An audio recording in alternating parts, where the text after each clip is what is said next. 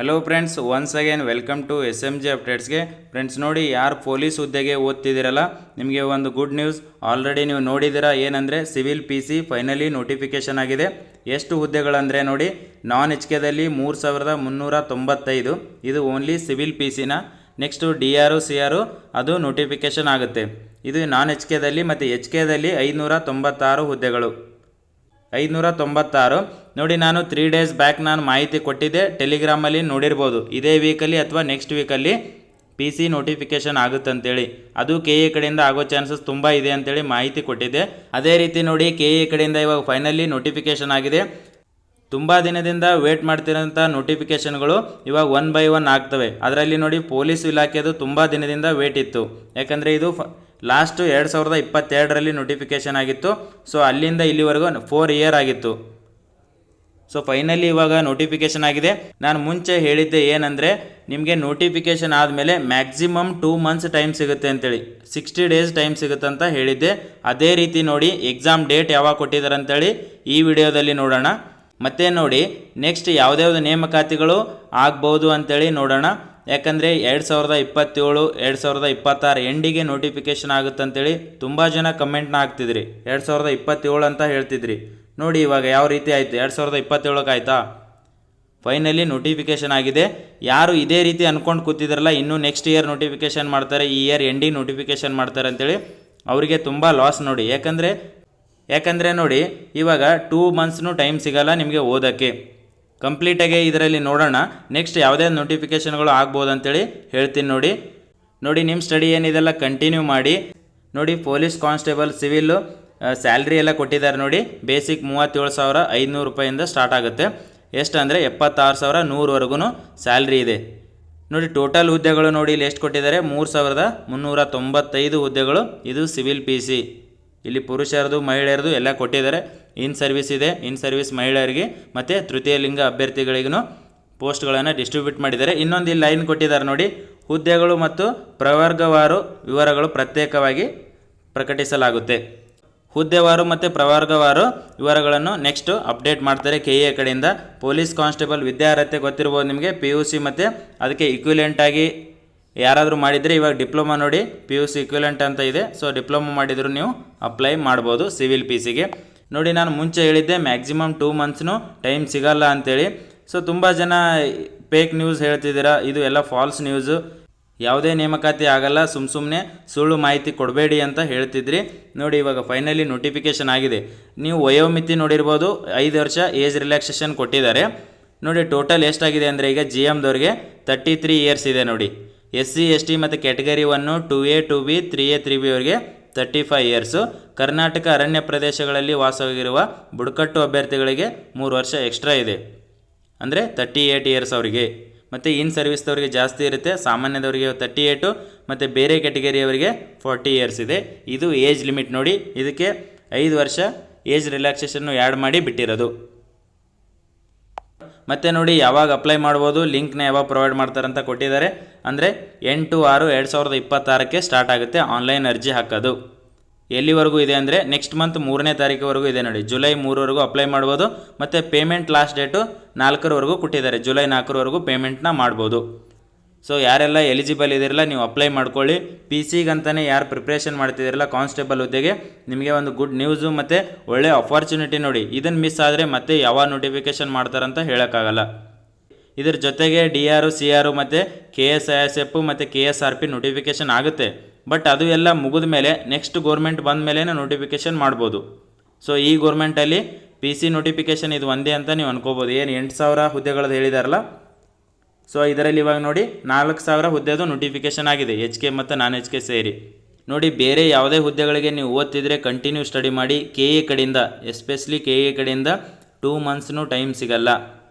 ನೋಡಿ, ಅಮೌಂಟ್ ನೋಡಿ ಎಷ್ಟಿದೆ ಅಂದರೆ, 2A 2B ಮತ್ತು 3A 3B GMದವ್ರಿಗೆ ಎಷ್ಟಂದರೆ 750 ಇದೆ. SC ST ಕ್ಯಾಟಗರಿ 1 ಮತ್ತು ಮಾಜಿ ಸೈನಿಕ ತೃತೀಯ ಲಿಂಗ ಅಭ್ಯರ್ಥಿಗಳಿಗೆ 500 ರೂಪಾಯಿ ಇದೆ. ನೀವು ಪೇಮೆಂಟ್ನ 4ನೇ ತಾರೀಕಿನ ಒಳಗಡೆ ಮಾಡ್ಬೋದು.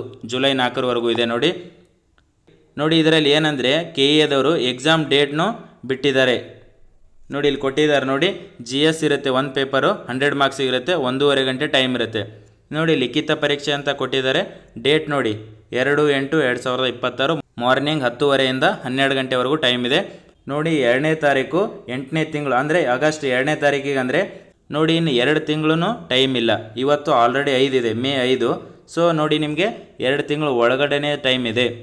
ಅಂದರೆ ಎಷ್ಟಂದರೆ 57 ಡೇಸ್ ಟೈಮ್ ನೋಡಿ ನಿಮಗೆ. ಯಾರು ಆಲ್ರೆಡಿ ಓದಿ ಎಲ್ಲ ಕವರ್ ಮಾಡಿ ರಿವಿಷನ್ ಮಾಡ್ತಿದ್ದೀರಲ್ಲ ಅವ್ರಿಗೆ ಬೆಸ್ಟ್ ಅಪಾರ್ಚುನಿಟಿ. ಯಾಕಂದರೆ ಇವಾಗ 57 ದಿನದಲ್ಲಿ ಎಲ್ಲ ರಿವಿಷನ್ ಮಾಡ್ಕೋಬೋದು. ಇದರಲ್ಲಿ ನೋಡಿ ಜಾಸ್ತಿ ಕರೆಂಟ್ ಅಫೇರ್ಸ್ ಮಾಡಿ ಮತ್ತು ಮೆಂಟಲ್ ಎಬಿಲಿಟಿ ಮಾಡಿ.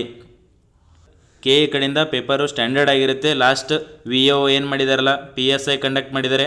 ಸೊ ಇವೆಲ್ಲ ಕ್ವಶನ್ ಪೇಪರ್ಗಳನ್ನು ಸಾಲ್ವ್ ಮಾಡಿ. ಆದರೆ ನೋಡಿ SD FD ಅದು ಎಲ್ಲ ಸಾಲ್ವ್ ಮಾಡಿ. FD ಲೆವೆಲ್ಗೆ ಕ್ವಶನ್ ತೆಗಿತಾರೆ ನೋಡಿ. ಕಡ್ಡಾಯ ಕನ್ನಡದ ಹೇಳಿದ್ದಾರೆ, ಡೇಟ್ನ ನೆಕ್ಸ್ಟ್ ಬಿಡ್ತಾರಂತ ಹೇಳಿದ್ದಾರೆ.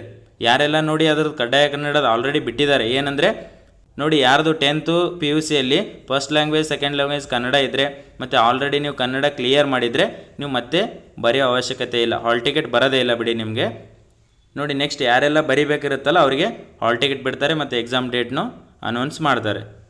ಸೊ ಇಷ್ಟು ಇದೆ ನೋಡಿ PC ನೋಟಿಫಿಕೇಷನ್ದು. ನೋಡಿ ಇವಾಗ ಯಾರು ಎಕ್ಸಾಮ್ ಬರೀತಿರಲ್ಲ ನೆಕ್ಸ್ಟ್ ಅವರಿಗೆ ಫಿಸಿಕಲ್ಗೆ 1:5 ರೇಷಿಯೋದಲ್ಲಿ ಲಿಸ್ಟ್ನ ಬಿಡ್ತಾರೆ. ಅಂದರೆ ನೋಡಿ ಇವಾಗ 3,395 ಹುದ್ದೆಗಳಿದೆ ಟೋಟಲು.